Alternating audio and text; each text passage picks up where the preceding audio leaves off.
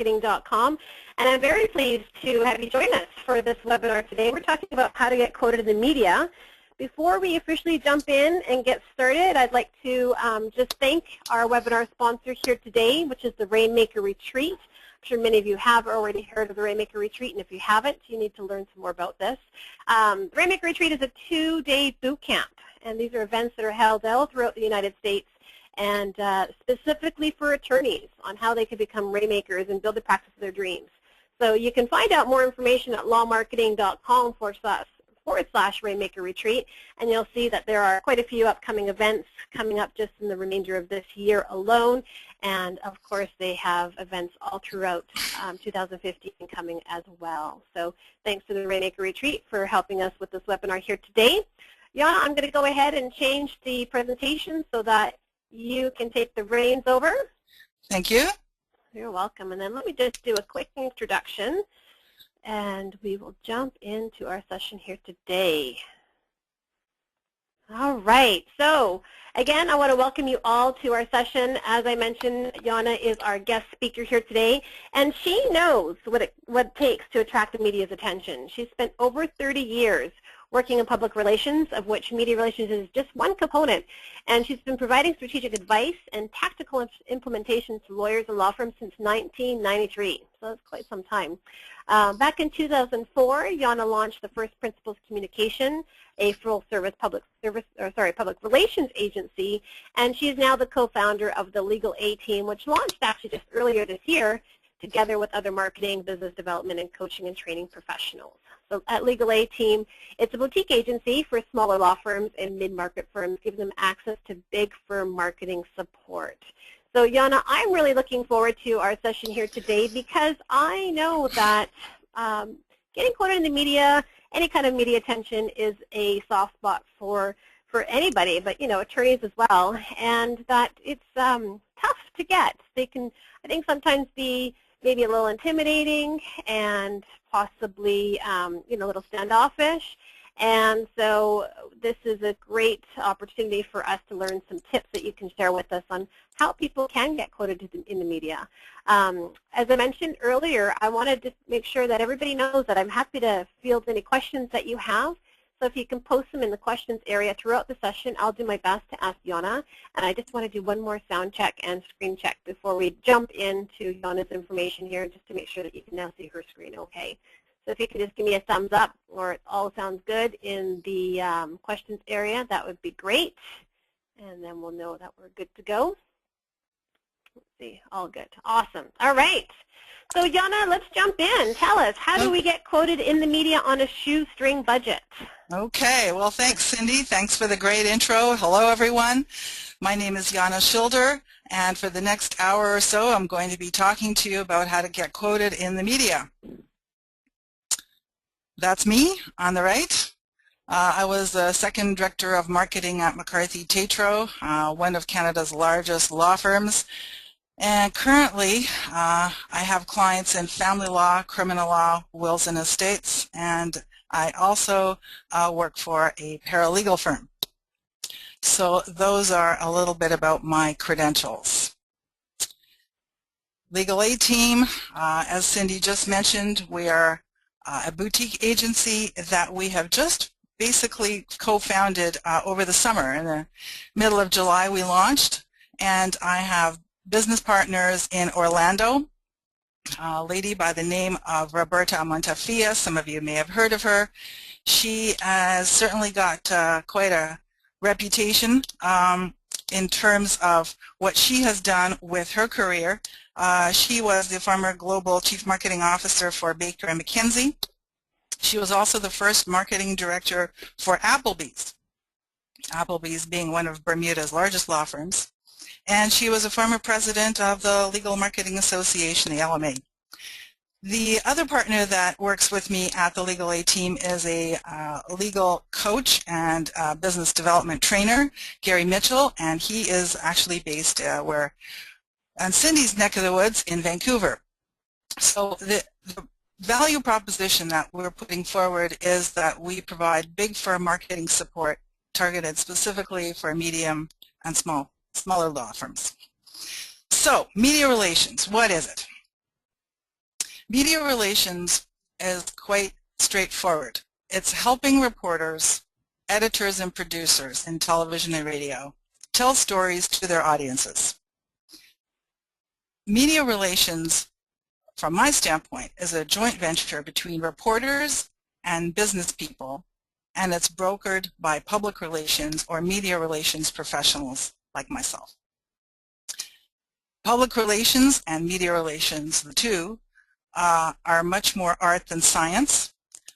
There are now university and college degree programs that people can go to, but they were certainly not at the time when I was going through the system.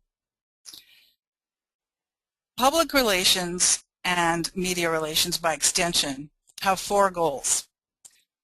Establish, promote, protect, and sometimes salvage your reputation. You get given a key to the city, like for example, Michael Bloomberg, Mayor of New York, key to the city because you have a great reputation and you've done lots for the city of New York. I mentioned that reputation is the key to PR because as late as this morning, on the front page of the Toronto newspaper, there's an interesting item below the fold that a pipeline company, a little company called Enbridge. Some of you may have heard if you're in Michigan. Hello out in Michigan.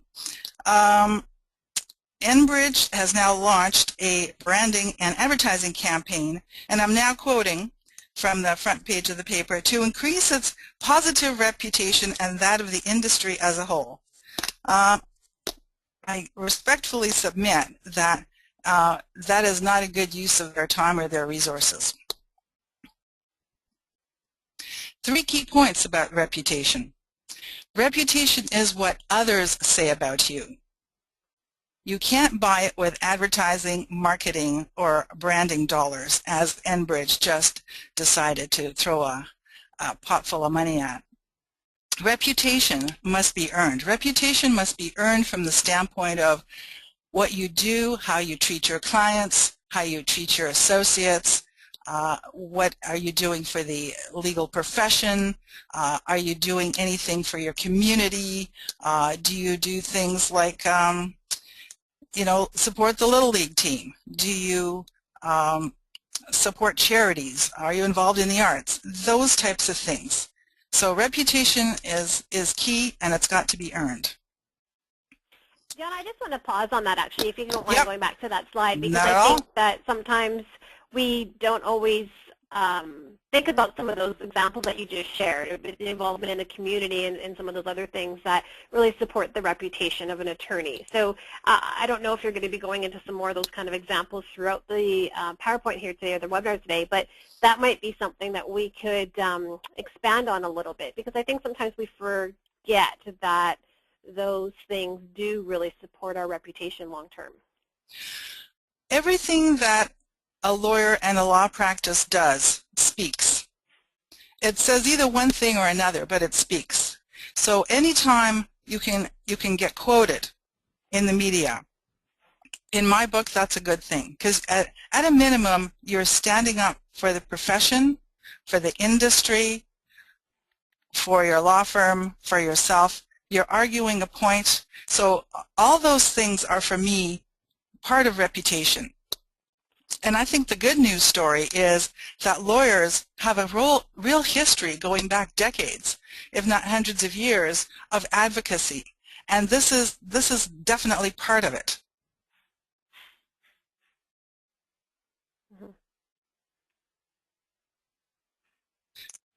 Okay, Cindy, we're going to do a little game here. Yeah, that's good. I was just going to say, I know I stopped you in your presentation there. I just think I want to follow up. I want to make sure we do that in an article maybe. Just, some really great ways that attorneys can build on their reputation just on things that they do on a regular day. So anyways, I'll let you carry on. Yep. Okay, when I say Hell's Angels, Cindy, what do you think of?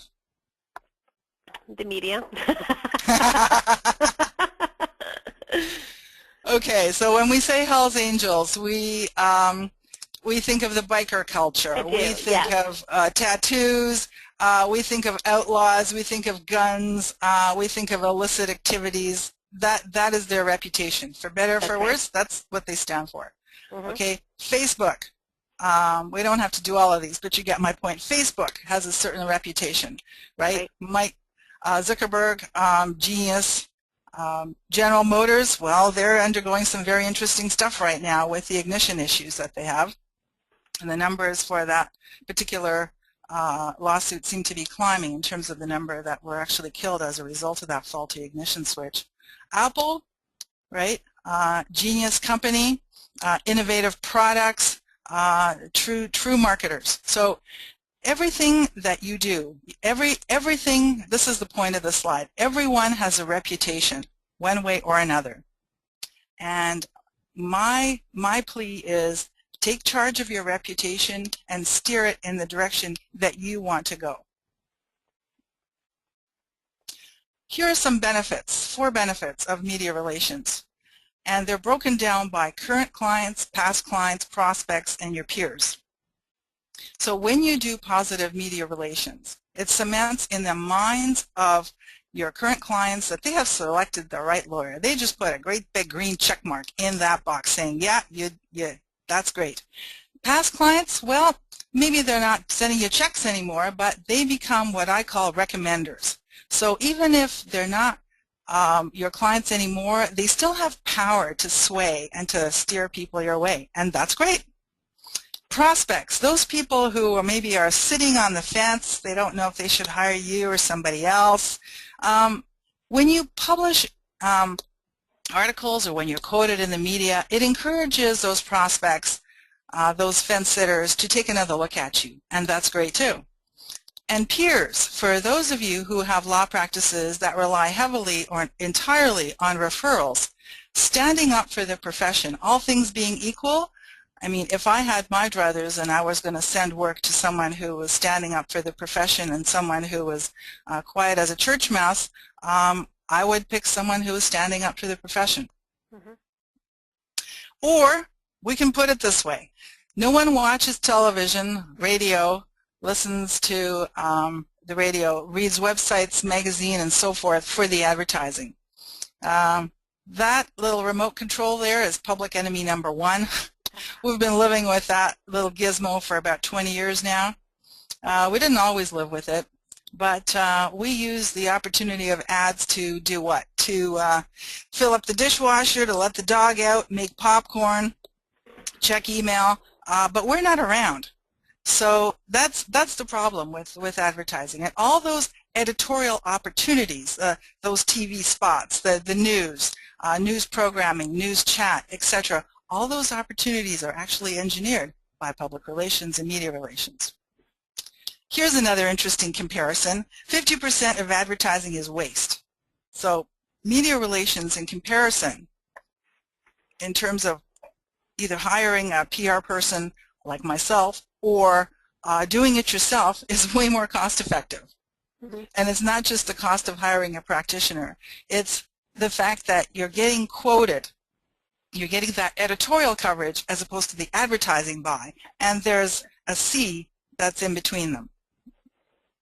So, Jana, I just want to go back to that, actually, based on advertising, because advertising costs a lot, and we all know that. You know, we try to steer away from it, but sometimes we see it as the only opportunity to get in front of people, or in in a specific way, whether it be TV or radio or websites or any of that kind of thing. So, it'd be interesting to note that, how people are turning that off and how people are, avoiding that. Even though we know that, we don't always see an option. So I'm really glad that you shared that, because it is a waste of space. It's a waste of time. It's a waste of money. And I know you're going to prove more on that here today. But, in relation to the cost of hiring someone or getting the media relations or putting a real solid effort into it, the cost of that is much more, I guess, cost-effective to advertising. Do you have sort of a ratio that it would typically cost, 20% as opposed to advertising? I guess it depends on what kind of method you use. Okay, I'll give you some numbers. Sure.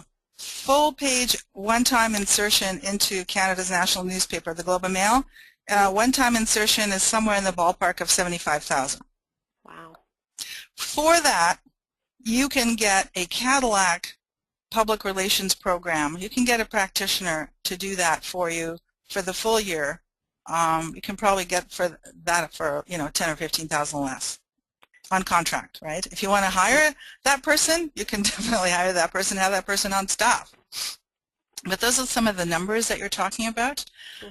Interesting thing is that the advertising, especially the classified advertising, so, I have a fridge for sale, I have 4 tires, and I have another car so my tires don't fit, that kind of stuff was hugely lucrative for all newspapers across North America.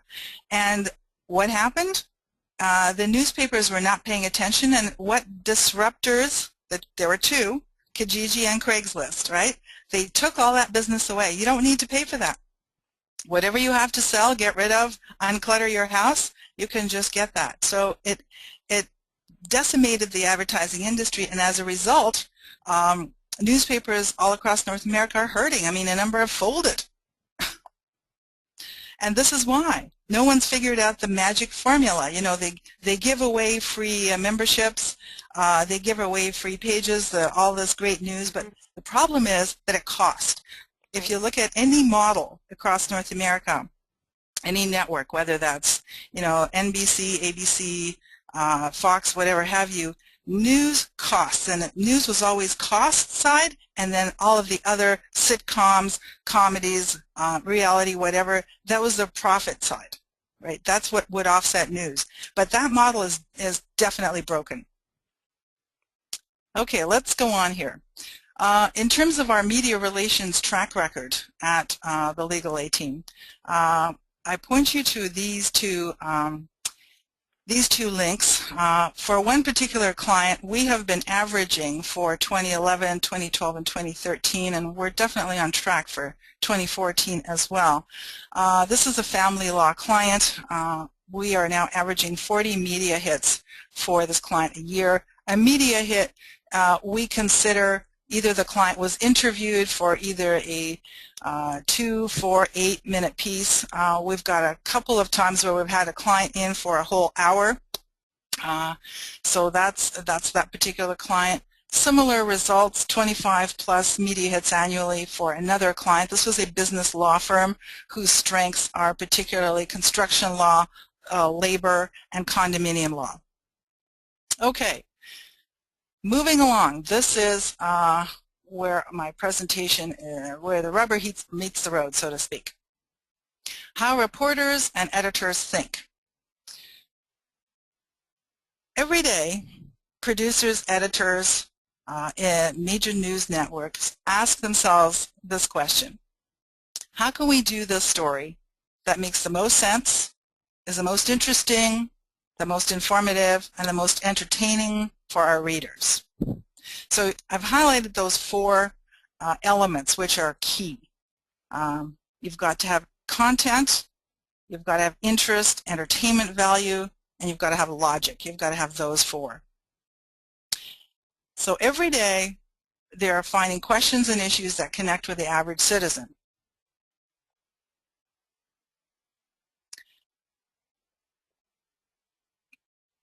I suggest that a good way to think of reporters is that they're a proxy for readers and viewers.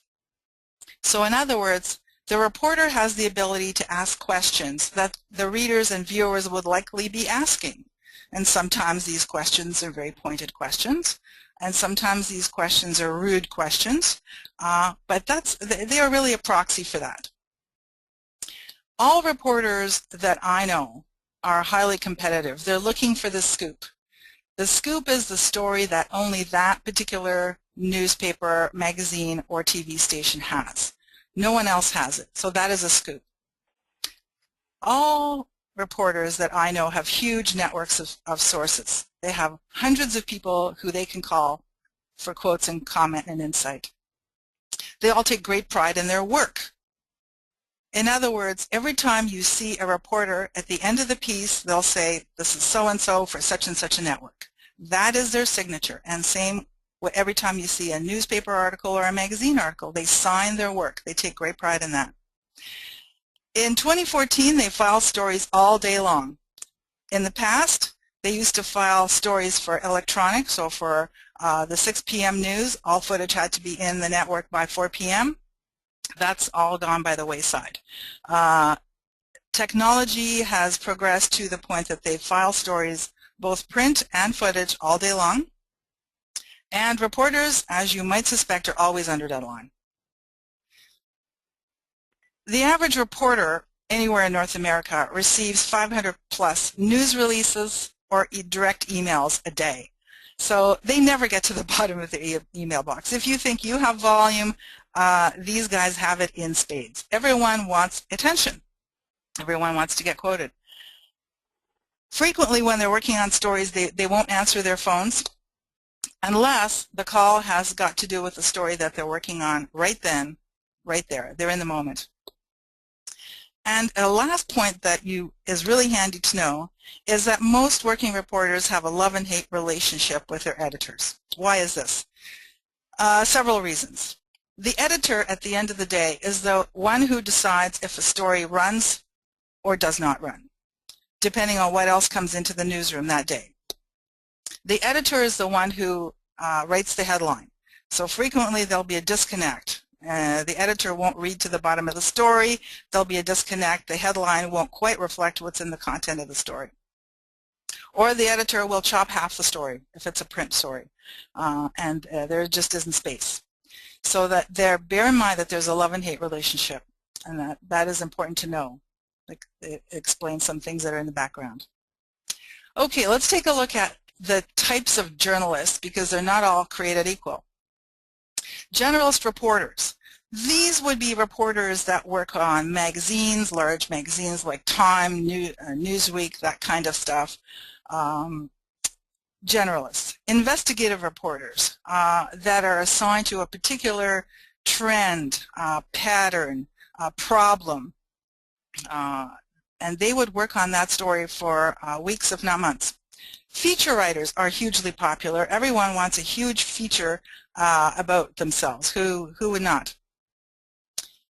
Beat reporters. Beat reporters, a beat in the news business is called an industry. So it would be, a beat would be a telecom reporter, a lifestyle reporter, manufacturing reporter, the reporter who covers labor issues, outsourcing, those kinds of things.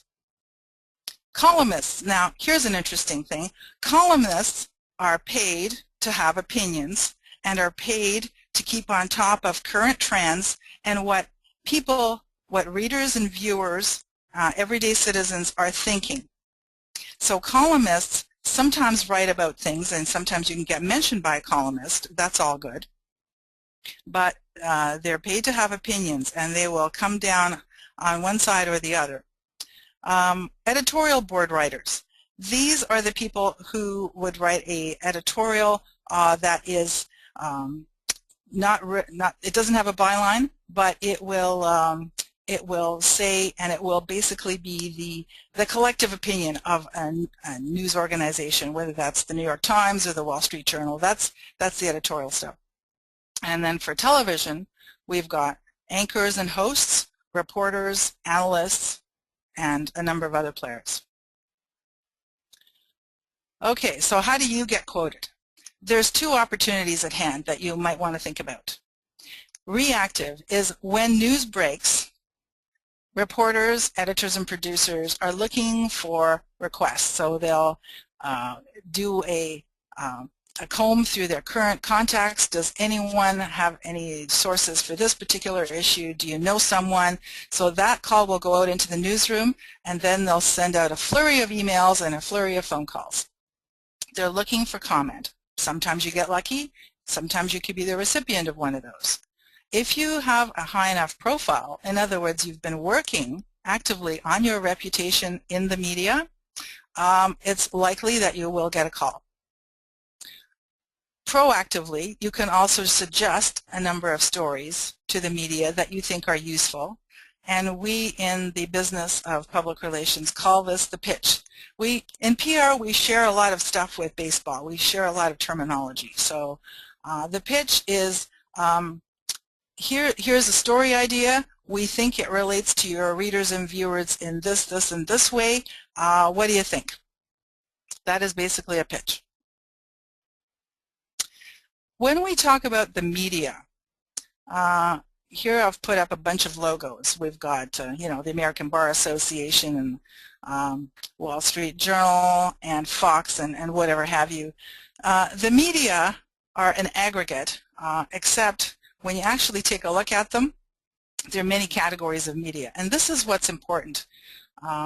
There's national TV networks and their websites. There's regional cable networks, PBS I include in there, national newspapers, local newspapers, radio and satellite radio, business publications, which are very different and have very different audiences when you're working from B2B as opposed to B2C, consumer publications. And of course, they're the legal publications and websites. So the trick here is, what are the business magazines, newspapers, industry publications, and websites that are read by your clients and prospects? And if you don't know, that's a wonderful opportunity to sit down over lunch or coffee and ask. Next, what you want to do is, which reporters by name actually follow your practice area, and you should make a list of those. Another thing that you want to ask yourself is, where can you be helpful to an editor? And in the business, what we put all of these things on this particular slide down into what we call an issues list. And an issues list is a physical list that's that gives you all the topics that your firm can talk to the media about. You can anticipate opportunities. In other words, you've thought these things through and you can talk with confidence to reporters, editors, and producers. And at the same time, you can avoid opportunities that you can't talk about. Either it's part of your trial strategy and you don't want to give it away. You've got a case that's before the courts and you can't talk about it, or you've got a conflict. So it's really helpful to think about, what are the topics that I can talk about and what are the ones I can't talk about. An issues list looks like this. It's a synopsis of your issues. It analyzes the stakeholders per issue. What is your objective and what is your position on that? So at the end of the day, the issues list becomes your playbook for approaching the media with stories that are well thought out and planned. That's a big advantage of it. And as a special offer, we, together with Cindy, have put together a service offering that you might want to think about. We're offering a customized issues list for your law firm using a 4-step process. We're offering it for a special price of $2,000. That's $250 off the regular price, and the offer expires October 7th. And you can take a look at that on the law marketing page. So after you've got your issues list, what do you do next? Well, you introduce yourself. It goes like this. Hello, I've noticed that you follow XYZ Beat. I do ABC and I'm familiar with the issues in the industry. I'm available for interviews. Here's my LinkedIn profile and here's my bio page on my website. Attached is our media kit. Here's my contact information. Look forward to hearing from you. So that is your introduction. The media kit contains detailed bios, fact sheets, photos in JPEG format, a backgrounder on your firm, areas of your specialization, areas that you know about, areas where you could comment, white papers that your firm has written, articles that your firm has written that you think are particularly germane, that you're particularly proud of. So at the end of the day, the media kit is an introduction to you and your firm. And this is our second offer as part of today's webinar, is we're offering a customized media kit for your law firm. It's a special price of $2,000, $250 off, and again, the same expiry date. I'll give you a couple of weeks to kind of think it over and kick the tires, and hopefully you'll give us a call. Okay. What do you do next if you want to get quoted in the media? You find publications that accept written articles. In other words, these are articles that you've written already. And why do I say this? Because you want to start with the path of least resistance. So the path of least resistance includes legal publications, association publications. Websites are always looking for content, for example, like Cindy's. Community newspapers. And so what you want to do is give the editor of these particular these four publications or websites a shout and ask the following question. If I wrote an article on XYZ, would that be of interest? And you'll get either a thumbs up or a thumbs down. Op-ed articles. Here's another opportunity for you to get your name out there.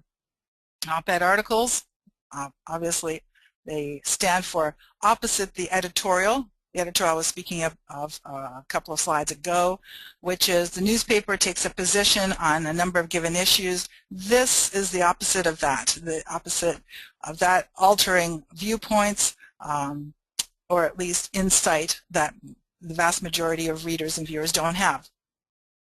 You get story ideas for op-ed by following the news cycle in your city, in your local newspapers, local television, local radio.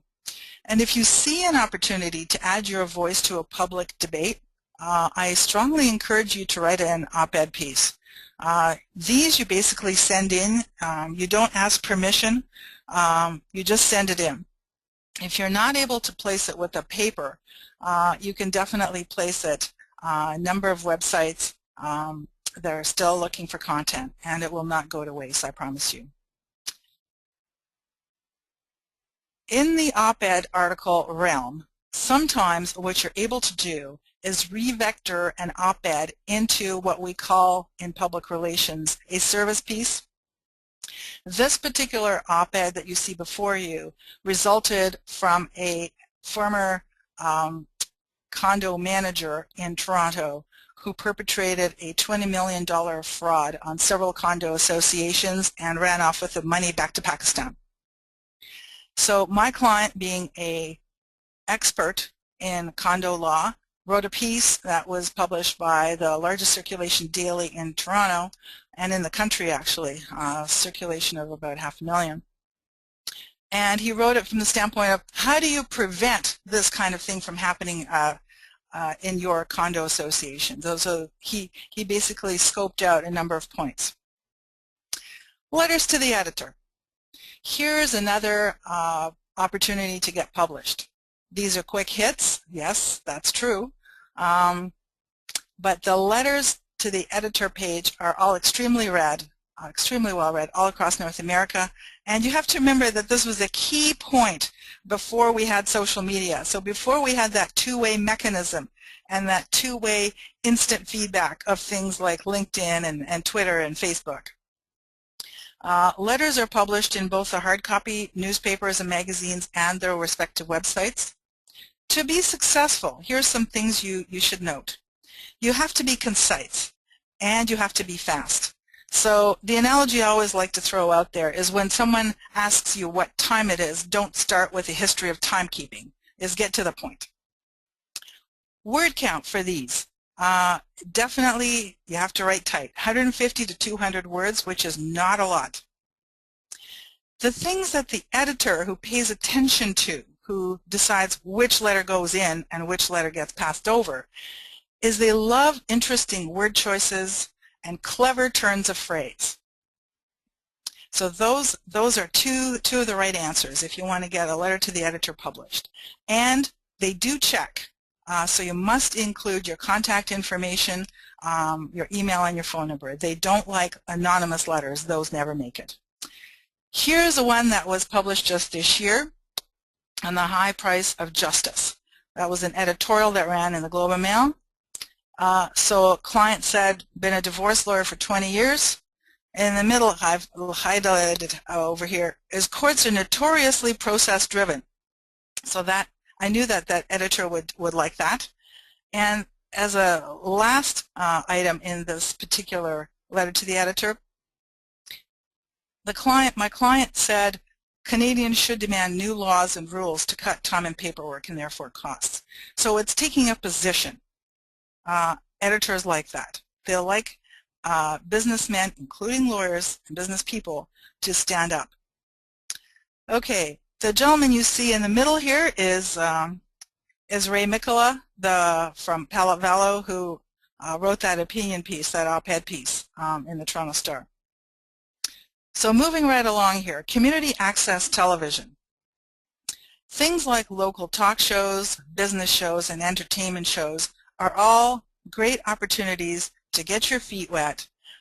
What does that mean? It means that typically a lot of these networks are staffed by volunteers, by people trying to break into the TV industry.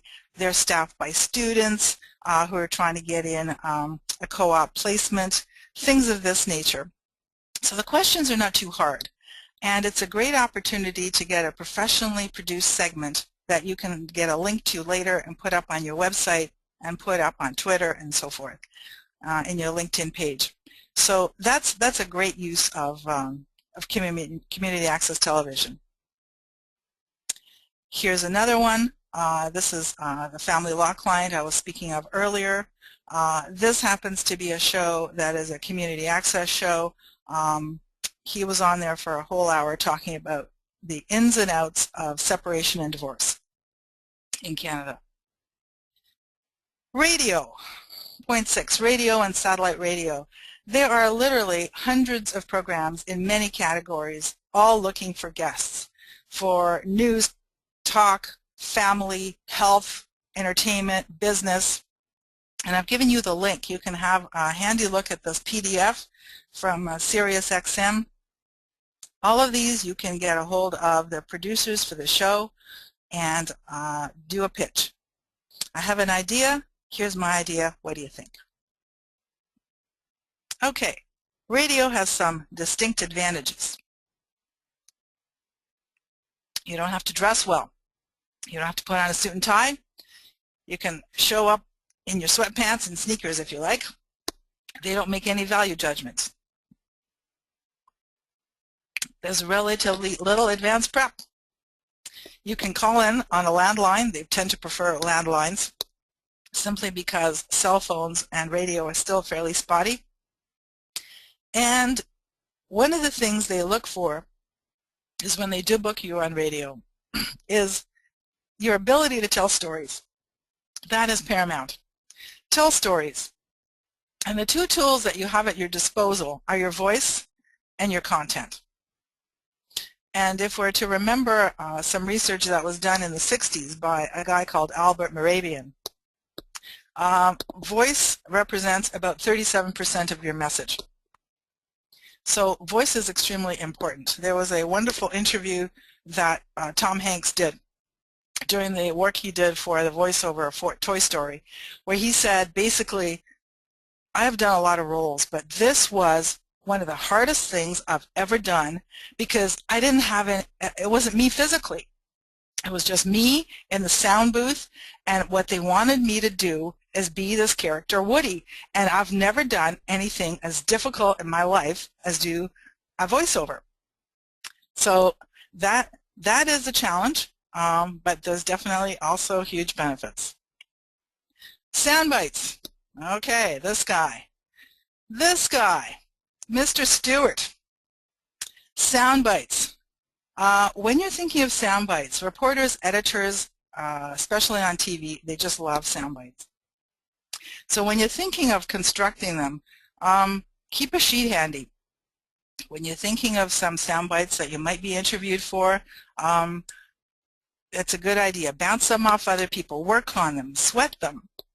Think entertainment value, think of popular culture, you know, music, movies, theater, this kind of stuff. Play on words, puns, humor, this kind of thing. You have to work at sound bites. One time we were retained by a law firm just to work on sound bites that the litigator wanted to toss out on the courthouse steps because it was a huge case and he knew that he was going to be accosted by reporters, which is called a scrum. And he wanted to have some good lines to toss out to them. So sound bites are a good thing to work at. You'll remember this one, very famous sound bite from From Ross Perot, there'll be the giant sucking sound of jobs going south. That's a personal favorite. Here's a new one I found. Cleaning a house with a toddler is like brushing your teeth while eating Oreos. Isn't that the truth? Okay, 8. Once you get yourself quoted or get yourself published in a newspaper or a magazine, what you want to do is be socially and environmentally responsible.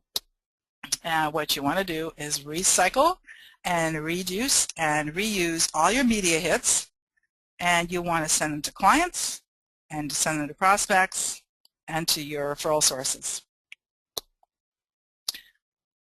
And of course, you can also do that with social media. Now, courting reporters. What you want to do with courting reporters is you want to think of dating, but not speed dating. So once you've opened the door with your issues list, you've introduced yourself with a media kit, you want to start establishing a reputation with that particular reporter. You want to start a reputation that says you're looking for a long-term relationship. You're not just looking for coverage. That's too obvious. It's too blatant. Reporters see through that. So what you want to do is when they have an article published that doesn't even include you, you're not even quoted, but it's an important issue, you want to react to it. Is it a good piece? Is it a bad piece? Did they forget something?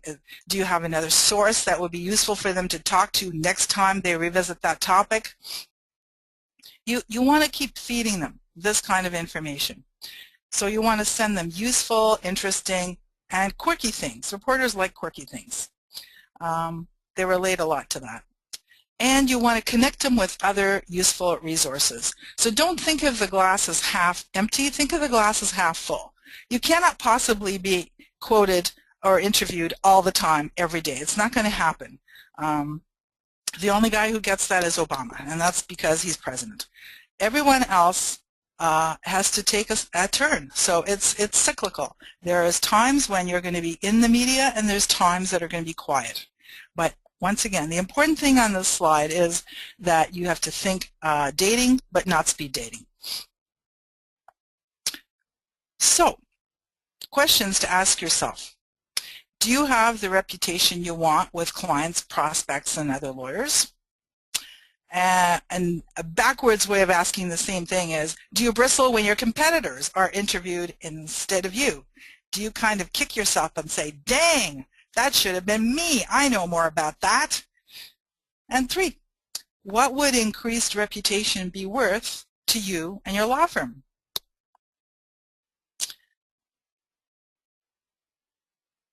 On this slide, I have put, why hire a PR professional?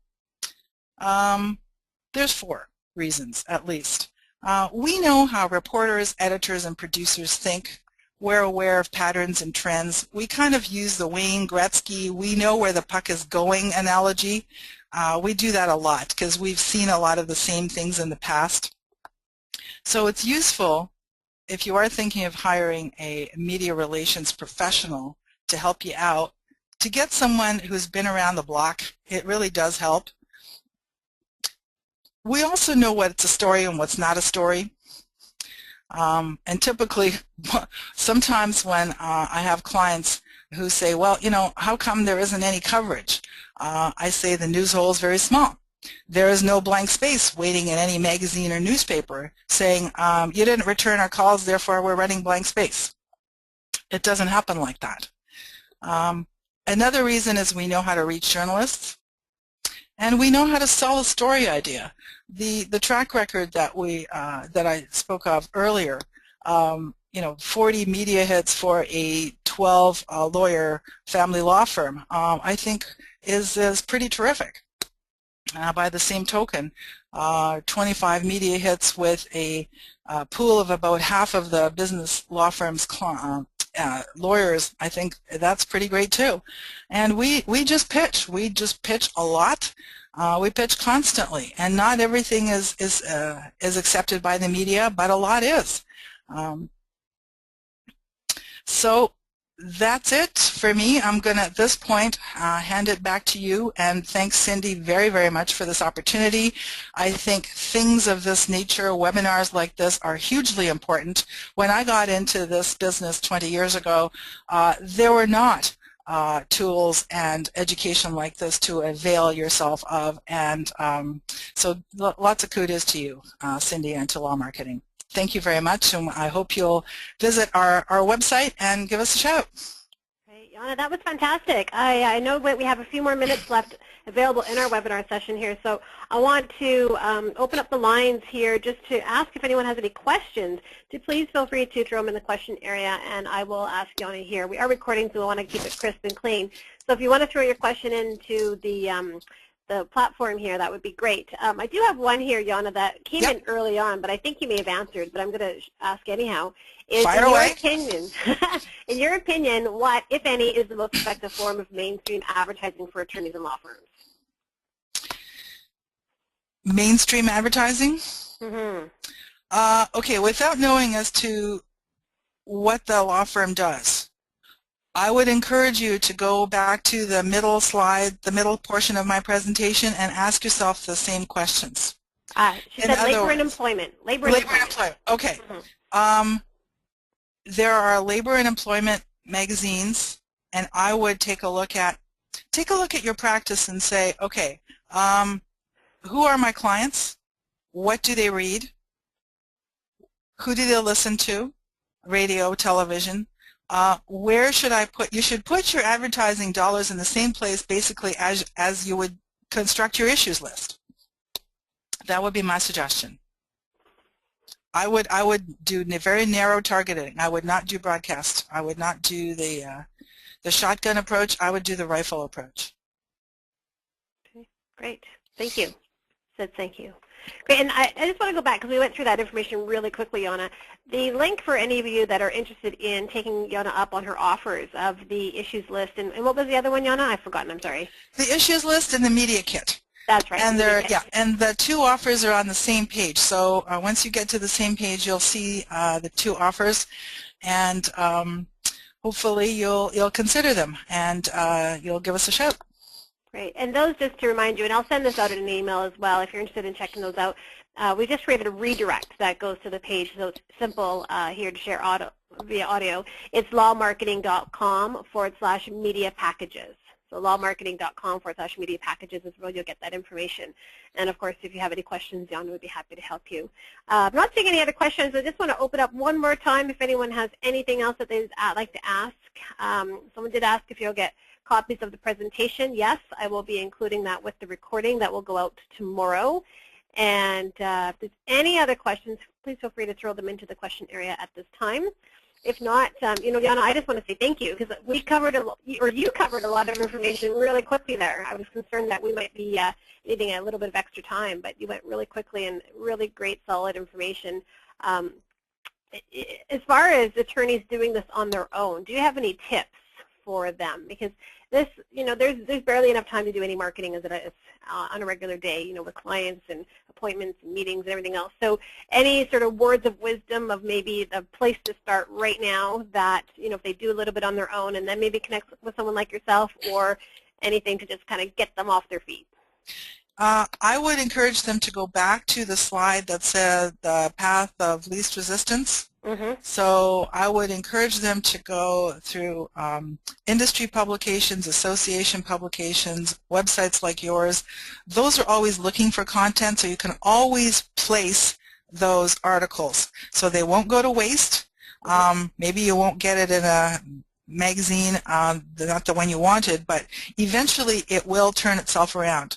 And you have to remember that PR is a long haul. It's like a long haul railway as opposed to a short haul. So you have to think long term. So the sooner you start, the sooner you finish. But I would encourage people to do that. Great.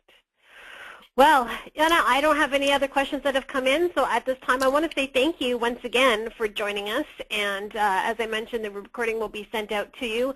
I also want to say thank you to our webinar sponsors here today. That is at the Rainmaker Retreat, the 2-day boot camp for attorneys and law firms. So if you can check that out at lawmarketing.com/Rainmaker Retreat, you'll see the information about upcoming dates. And again, I want to thank all of you for taking time out of your day. Thank you, Jana, so much for this information. I know we'll be in touch and providing more value to the attorneys here at lawmarketing.com. We've got some articles that Jana's already written on lawmarketing.com. We'll have some more coming up in the future, and hopefully we'll get some more videos and so on like that as well. So feel free to touch base, and you know that you can always reach Jana as well at jana@janaschilder.com or thelegalAteam.com. So thanks again, everybody. Have a great day. Thanks for joining us. Thanks very much. Bye-bye. Bye-bye.